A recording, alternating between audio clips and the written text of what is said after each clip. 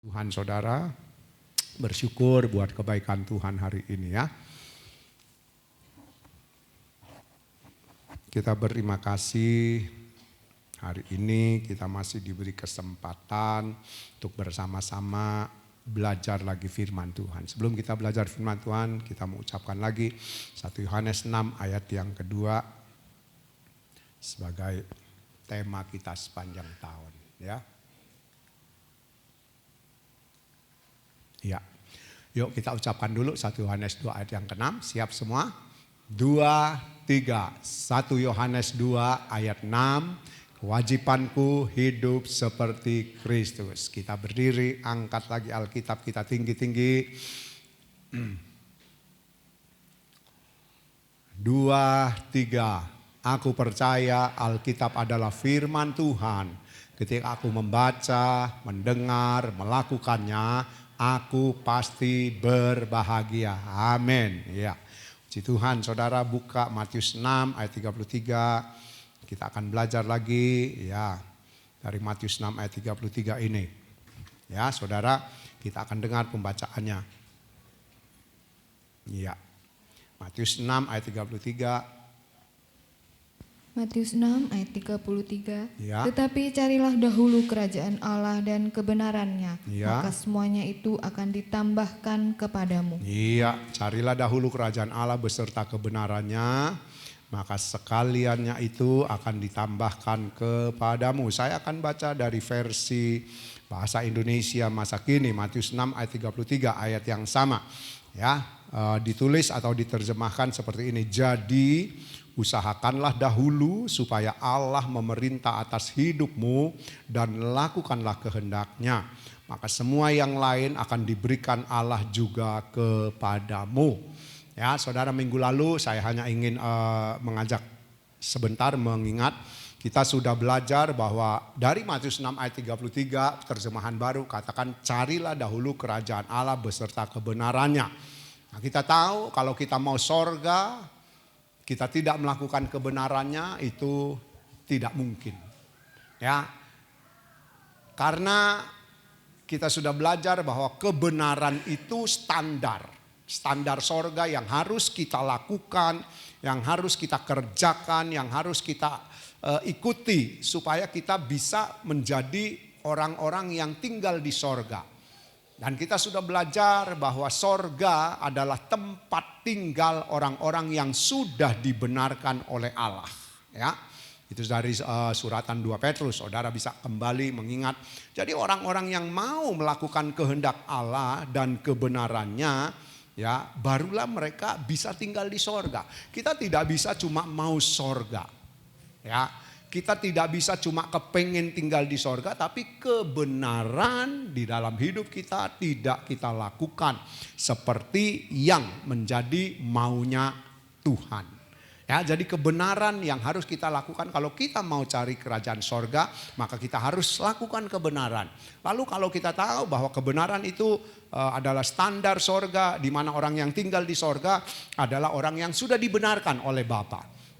Kita sudah belajar bahwa orang yang sudah dibenarkan tetap bisa jatuh dalam dosa. Karena kita belum benar-benar benar.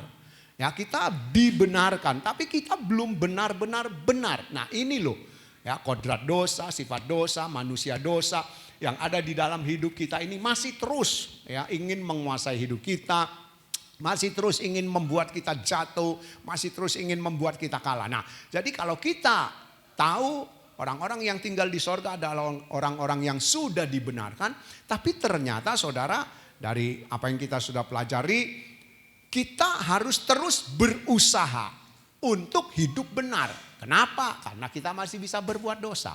Makanya kita harus melakukan kebenaran itu terus menerus. Ya, nggak bisa cuma satu kali terus kita sudah pasti benar. Enggak. Jadi kita harus melakukan kebenaran itu terus menerus. Jadi berusahalah kamu hidup benar.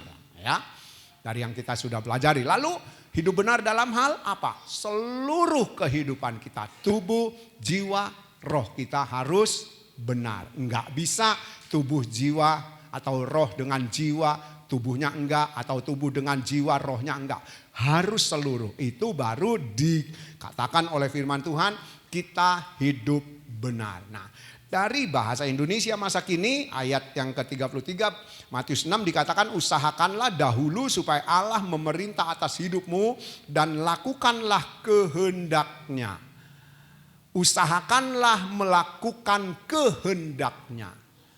Ya, jadi dari ayat ini kita belajar usahakanlah melakukan kehendaknya. Nah, kita sudah tahu usaha itu berarti satu niat, ya, satu niat berusaha berjuang dengan sungguh-sungguh supaya kita berhasil memperoleh sorga itu. Nah, jadi saudara harus ada niat untuk melakukan kehendaknya. Ya, seperti kita ingin, udah ibu-ibu aja yang paling gampang. Ibu-ibu ingin masak misalnya terong penyet. Di rumah cuma ada penyetannya. Maksudnya ulek-uleknya untuk menyet, terongnya enggak ada. Kan harus pergi, harus belanja. Belanja kalau ada lijo, jegat lijo, Mbak ada terong, oh ada, beli. Ya kalau enggak ada, pergi ke pasar. Ya saudara, berusaha untuk mendapatkannya itu jadi ada niat, ya. Kalau cuma pengen terong penyet, nggak ada terongnya, cuma penyetannya, ya nggak ada terong penyet. Ya penyetannya itu yang dijilatin, ya, dikasih sambal. Nah jadi kita lihat harus ada niat yang kuat untuk melakukan kehendaknya. Nah saudara, ini satu pertanyaan. Ya, dari Matius 6 ayat 33 ini, melakukan kehendaknya itu harus diusahakan, harus ada niat. Nah sekarang kita bertanya dulu kepada diri kita. Mana yang lebih sering kita lakukan? Ya. Mana yang lebih sering kita lakukan? Saudara, ini pertanyaan. Ya, ini pertanyaan. Kita lagi belajar bahwa Tuhan mau saudara dan saya mengusahakan, ya, melakukan kehendak Tuhan. Ya, kalau Matius 6 ayat 33 terjemahan baru dikatakan diusahakan melakukan kebenaran. Ya, sekarang kita melakukan kehendak Tuhan karena kebenaran itu kehendak daripada Tuhan. Ya. Nah, sekarang kita lihat kalau tadi mana yang lebih kita usahakan. Ayo pilih dua ini, mana yang lebih saudara usahakan dalam hidup saudara. Halo? Kehendak kita atau kehendak Tuhan? Kehendak Tuhan, kehendak kita. Ya, bisa kalau kita memang bisa melakukannya dengan sungguh-sungguh kehendak Tuhan, pasti kita bisa. Tapi ketika kita tidak sungguh-sungguh, maka kehendak kita. Nah, sekarang kita mau belajar yang Tuhan mau dalam hidup kita. Kita harus berusaha, ya, punya niat yang kuat untuk bisa melakukan kehendak Tuhan. Secara jujur, sebab selama ini, ya, sampai hari ini mungkin lebih banyak kehendak kita yang kita lakukan. Aku pengen ini, aku pengen ini, aku ingin ini. Nah saudara, ini loh, ini yang harus kita ambil keputusan. Ya, kita harus ambil keputusan. Kita mau melakukan kehendak Tuhan terlebih dahulu atau kehendak kita. Kalau kita lakukan kehendak kita, pasti kehendak Tuhan tidak kita akan lakukan, atau kita tidak akan melakukan kehendak Tuhan. Ya, contohnya saja ada banyak kali kan berulang-ulang diingatkan, dijadiin contoh kita sendiri, ya, kita sendiri ketika jam yang sama harusnya kita ke gereja. Ada pekerjaan yang seharusnya kita bisa tinggal. Seharusnya, ya. Saya bisa katakan kalau memang itu pekerjaan sangat penting tidak bisa ditinggal, sudah nggak bisa apa-apa. Tapi seharusnya kita bisa tinggal. Jam ke gereja kita harusnya bisa tinggal pekerjaan kita. Rata-rata kita tinggalkan mana? Jam ke gereja apa pekerjaan? Jujur, ke gerejanya yang kita tinggalkan. Itu loh, kita melakukan kehendak kita, bukan kehendak Tuhan. Kalau kita mau loh dalam tanda kutip Kalau kita mau melakukan kehendak Tuhan, ini pekerjaan bisa aku tinggal. Bisa tak tinggal. Seharusnya kita tinggal. Ya, kita tinggalkan pekerjaan ini untuk apa? Untuk ke gereja. Untuk belajar firman. Ya, itu yang Tuhan mau dari hidup kita. Itu yang dikehendaki oleh Tuhan. Ya nggak apa-apa lah. Selama ini kan kita masih kadang menang, banyak kalahnya. Ya kan, lebih banyak kalahnya daripada menang. Ya apa ya? Ya lebih banyak kalahnya. Jadi ayo kita belajar. Saya ya belajar, saudara belajar, kita sama-sama belajar. Ya, supaya kita melakukan kehendaknya ini menjadi satu tekad buat kita. Ya, usahakan ya saudara. Nah, melakukan kehendaknya kita harus ingat ini adalah standar sorga. Kita baca Matius 7 itu kan ayat 21, 22, 23. Tidak semua orang yang berseru kepadaku Tuhan, Tuhan, Tuhan masuk ke dalam kerajaan sorga. Melainkan mereka yang melakukan kehendak Allah, kehendak Bapa. Lah kehendaknya atau kehendak Bapa itu standar sorga. Ya, itu standar sorga. Jadi saudara, kalau kita mau ya tinggal di sorga, maka saudara kita harus berusaha melakukan kehendaknya. Sekali lagi kehendak Bapa, kehendak Tuhan itu adalah standar sorga. Makanya Tuhan Yesus bilang, tidak mungkin kamu ke sorga kalau kamu cuma berseru kepadaku Tuhan, Tuhan, Tuhan, Tuhan. Tapi kamu tidak melakukan kehendak sorga, kehendak Bapa. Ya, nggak mungkin saudara. Gak mungkin kan? Sama seperti anak daftar di sekolah. Immanuel aja ada yang gampang. Immanuel yang gampang. Syaratnya ini sudah terpenuhi. Tapi ada satu. Maaf bicara, yang bukan agama Kristen pun kalau mau masuk di Immanuel, ikut pelajarannya agama Kristen. Iya kan? Itu syarat. Kalau kamu enggak mau, ya enggak bisa. Nah saudara, kita lihat. Di sekolah misalnya di pondok pesantren. Ada orang Kristen misalnya mau ikut pondok. Enggak apa-apa. Tapi syaratnya kamu harus ikut pelajaran agama Islam. Mungkin ada pengajiannya. Kalau enggak mau, ya enggak mungkin diterima. Nah saudara, kalau kita mau ke sorga, kita juga harus lakukan syarat. Syarat ini melakukan kehendak Bapa itu syarat. Enggak bisa enggak saudara. Saya sudah berulang kali katakan ini enggak bisa diganti oleh yang lain. Kita enggak bisa ganti standar sorga dengan standar kita. Kita enggak bisa ganti standar sorga dengan maunya kita. Enggak bisa. Kita ingatkan Matius 6 ayat 24. Tuhan Yesus berkata, tidak boleh satu orang berdua tuan. Atau bertuhankan dua. Yang satu mamon, yang satu Tuhan. Ya, kalau kamu mencintai mamon, bertuhankan mamon, pasti Tuhan kamu tinggalkan. Jadi Tuhan tidak mau. Ya, kalau kita mau masuk sorga, kita mau tinggal di sorga, maka kita harus melakukan kehendaknya sebagai standar sorga. Ya, sebetulnya gampang saudara, sebetulnya gampang. Cuma seringkali kita yang nggak mau, seringkali kita berontak, kita nggak mau. Kita mau tinggal di sorga tapi kita mau dengan cara kita. Kita mau tinggal di sorga tapi kita mau ikut dengan standar kita. Nggak bisa. Ini harus kita sadari, tidak bisa. Ya, jadi usahakanlah melakukan kehendaknya. Saya ingin ajak saudara lihat contoh. Lukas pasal 14 ayat 15. Kita akan dengar dulu pembacaannya yang pertama.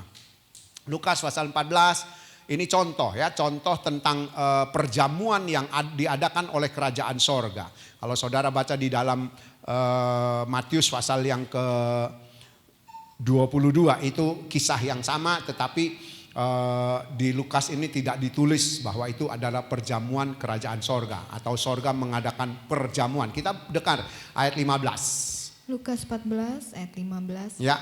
Mendengar itu, berkatalah seorang dari tamu-tamu itu kepada Yesus, Berbahagialah orang yang akan dijamu dalam kerajaan Allah. Nah, di Matius pasal 22 dikatakan kerajaan sorga membuat perjamuan atau pesta.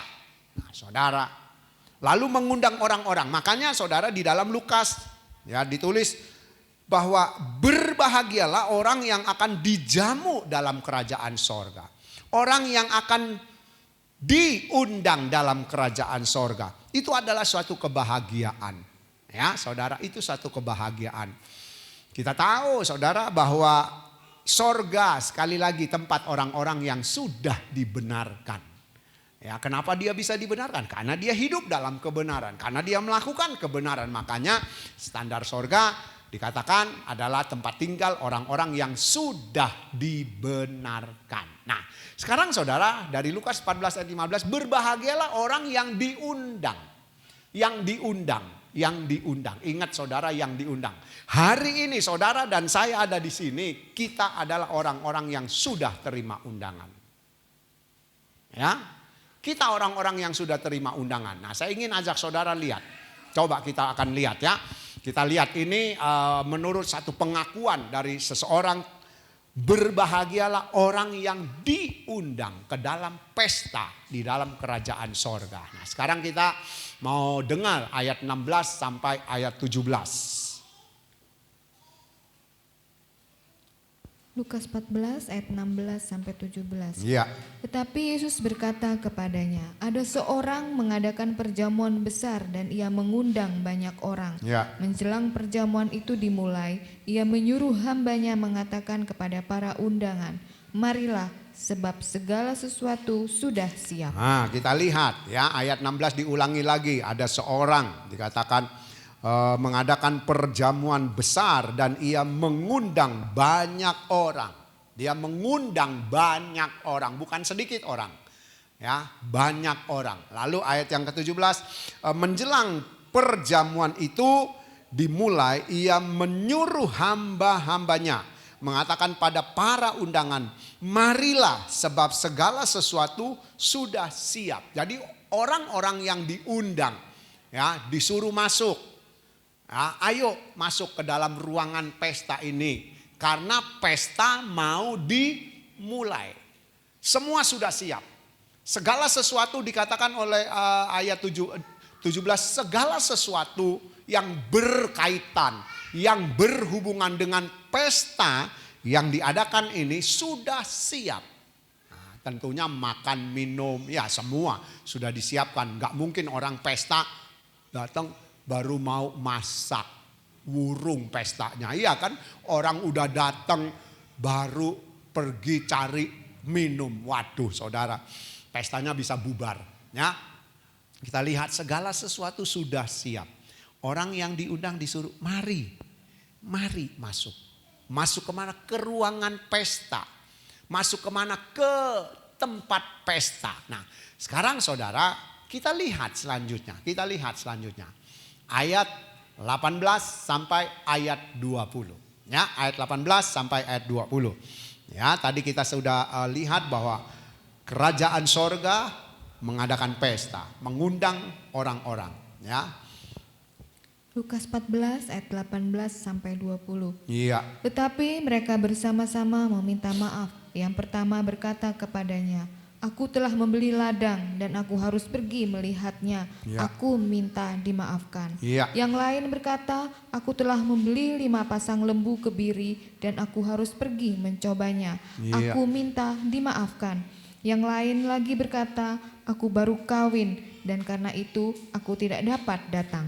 Nah ya, saudara, kita lihat. Saya ulang lagi ayat 15. Berbahagialah orang yang diundang ke dalam pesta perjamuan. Ya, yang diadakan oleh Tuhan. Kemudian ayat 16, 17 dikatakan orang-orang yang diundang ya disuruh masuk ke dalam ruangan pesta. Ayo masuk, ayo. Pesta sudah mau dimulai, semua sudah siap. Nah saudara, kita lihat ternyata di antara undangan itu saudara ada ayat yang ke-18. Tetapi mereka bersama-sama meminta maaf. Yang pertama berkata kepadanya, aku telah membeli ladang dan Aku harus pergi melihatnya. Aku minta dimaafkan. Aku baru membeli ladang sebidang tanah. Dan aku harus pergi melihatnya. Jadi aku minta maaf, gak bisa masuk ke dalam ruangan pesta. Atau ke tempat pestanya. Padahal dia sudah ada di situ. Sudah ada di situ saudara ya.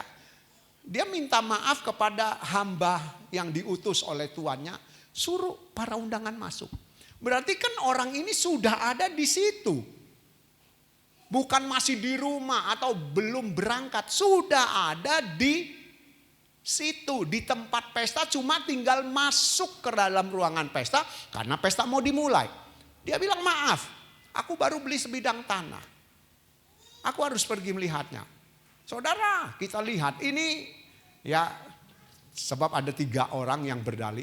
3 orang yang berdalih. Yang pertama, maaf aku baru beli sebidang tanah. Aku harus melihatnya. Saudara, permintaan maafnya rasanya tidak masuk akal. Kenapa coba kok enggak masuk akal dari dalihnya orang ini, orang yang pertama.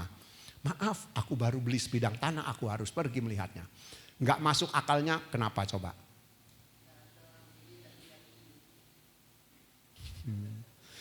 Tuh loh, enggak mungkin orang mau beli sebidang tanah belum ditinjau, belum dilihat, belum mencari lokasinya, enggak mungkin kan. Ini jadi alasan yang gak masuk akal. Mau beli tanah kok belum lihat, kan gak mungkin. Pasti kalau mau beli tanah ditinjau di mana lokasinya, tempatnya seperti apa, ya kan? Kalau misalnya itu tanah ladang, kira-kira nek tanemi ini berhasil apa enggak ini ya. Kan dilihat kesuburannya.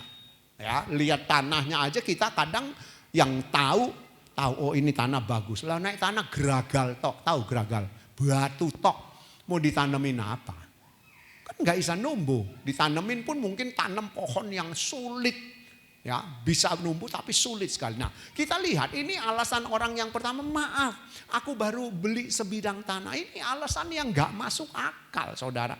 Dia pasti sudah tahu tanah yang dia beli. Tapi dia berdalih, ya, dia berdalih. Lalu ayat yang ke 19. Yang lain berkata, aku telah membeli 5 pasang lembu kebiri dan aku harus pergi mencobanya. Aku minta dimaafkan. Baru beli 5 pasang lembu. Sekali lagi hal yang hampir sama. Gak mungkin toh beli lembu gak lihat lah, naik lembunya kurus, ya cacingan.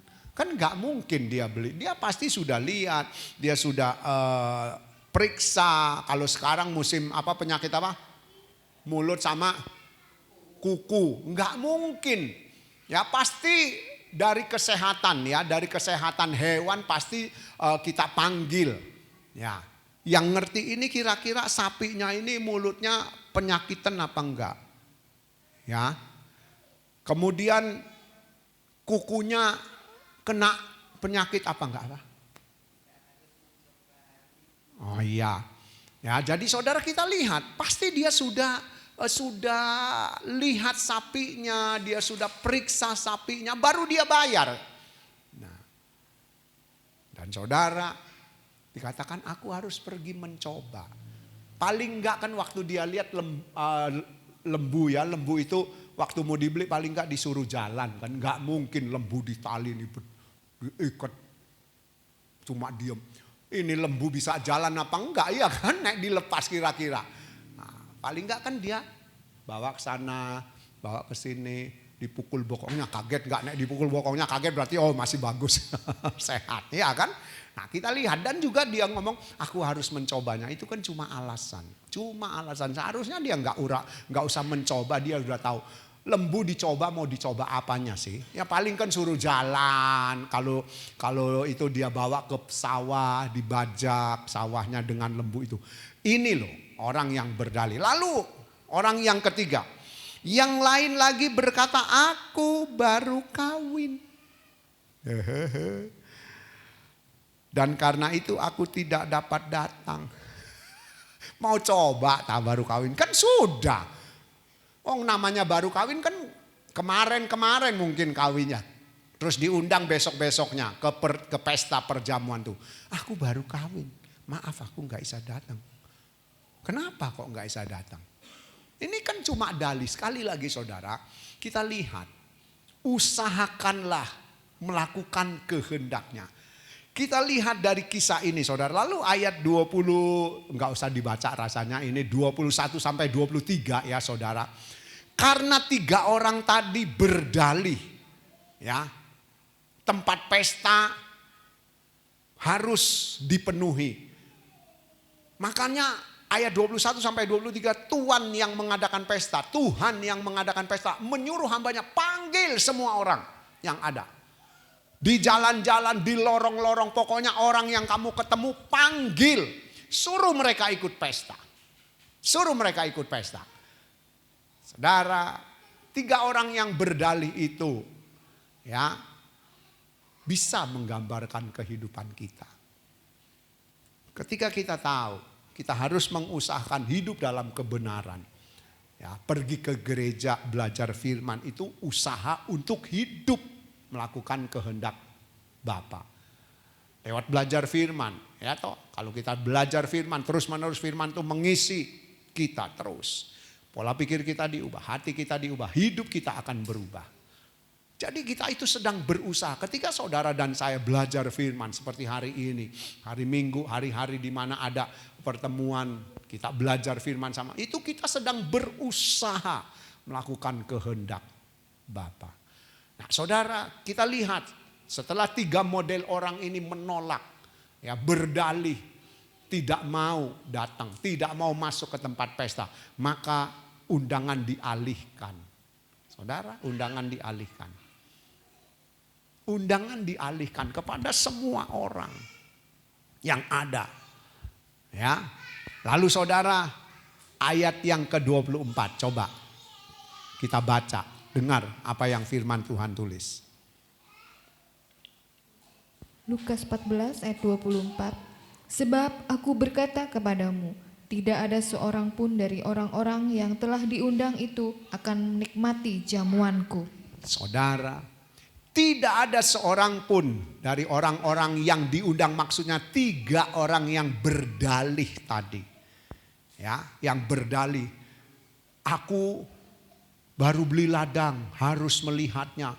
Aku baru beli lembu, harus mencobanya. Aku baru kawin, enggak bisa datang. Saudara, 3 jenis orang yang berdalih ini. Saudara, dikatakan mereka, ya, ayat 24 katakan orang-orang itu tidak akan menikmati jamuanku. Tidak ada seorang pun dari orang-orang yang telah diundang itu akan menikmati jamuanku. Dengan kata lain, orang-orang yang berdalih ini ya itu tidak akan masuk ke dalam pesta di kerajaan sorga. Kenapa? Karena mereka mengusahakan kehendak mereka. Mereka mengusahakan apa yang mau menjadi usaha mereka. Atau dengan kalian usaha yang mereka lakukan adalah yang dia ingini, yang diingini. Yang satu ingin melihat ladang, itu kan usaha dia untuk melihat ladang. Ya, bukan masuk ke pesta, sudah ada di lingkungan itu. Saudara dan saya ada di gedung tempat pesta yang Tuhan siapkan. Nah, kita harus berusaha, berusaha masuk ke dalam ruangan pesta. Nikmati jamuan pesta yang Tuhan sudah siapkan. Ya, kita akan menikmati. Sejak di bumi kita dapat menikmati kebaikan Tuhan. Ketika kita hidup berusaha melakukan kehendaknya, kita akan nikmati itu. Sampai nanti kita masuk ke dalam sorga. Makanya di Timotius bilang, ibadah itu besar kuasanya, besar manfaatnya. Untuk janji hari ini maupun untuk yang akan datang. Artinya kita dapat nikmati pesta yang Tuhan adakan itu sejak kita di dunia, sejak kita masih di bumi, sejak kita belum pulang ke rumah Bapa. Ya, sampai nanti benar-benar kita kembali ke rumah Bapa. Kalau kita melakukan kebenaran, maka kita akan duduk pesta bersama dengan Tuhan Yesus. Tuhan Yesus pernah berkata kepada murid-muridnya pada perjamuan terakhir, ya, perjamuan terakhir sebelum dia ditangkap. Ketika Tuhan Yesus mengadakan perjamuan dengan murid-murid, yaitu makan minum perjamuan kudus, Tuhan Yesus bilang, nanti kita akan makan dan minum anggur perjamuan ini bersama-sama di dalam sorga. Itu loh saudara, itu loh ya, kita akan makan minum perjamuan. Tentu bukan cuma perjamuan kudus aja ya, karena kita tahu sorga adalah alam fisik, bukan alam roh. Sorga itu alam fisik, tubuh kita buktinya dibangkitkan, iya kan? Alkitab tulis orang yang mati tubuhnya dibangkitkan. Lah kalau alam roh ngapain tubuhnya dibangkitkan? Roh nggak perlu tubuh, ya apa ya? Ya. Jadi alam fisik seperti sekarang, tapi tidak ada dosa, tidak ada orang yang berbuat dosa, karena orang yang berbuat dosa nggak mungkin tinggal di sorga. Sorga tempat orang yang sudah dibenarkan. Jadi ayo saudara, kita berusaha melakukan kehendak Allah. Jadi dengan niat, ya, dengan niat. Saudara harus dengan niat. Kalau enggak, 3 orang tadi jadi contoh buat kita. Sudah ada di lingkungan. Sudah ada di lingkungan. Mereka sudah diundang. Tapi mereka enggak mau masuk ke ruangan pesta. Kan ayat 17. Dikatakan suruh para undangan masuk. Sebab pesta akan dimulai. Semua persiapan pesta sudah siap, tinggal pesta. 3 orang ini nyatanya yang sudah ada di lingkungan itu pergi satu. Makanya ayat 24 bilang, orang-orang itu yang berdalih, yang sudah diundang, mereka tidak akan menikmati jamuanku, kata Tuhan Yesus. Yuk saudara, usahakan ya. Usahakan di dalam kehidupan kita, jalan hidup kita ini saudara, kita mau usahakan hidup seperti maunya Tuhan. Karena kehendaknya, ya, melakukan kehendaknya itu adalah standar sorga. Kalau kita mau masuk sorga, kita wajib hidup seperti Tuhan Yesus. Karena Tuhan Yesus sudah melakukan kehendak Bapa. Jadi ayo usahakan.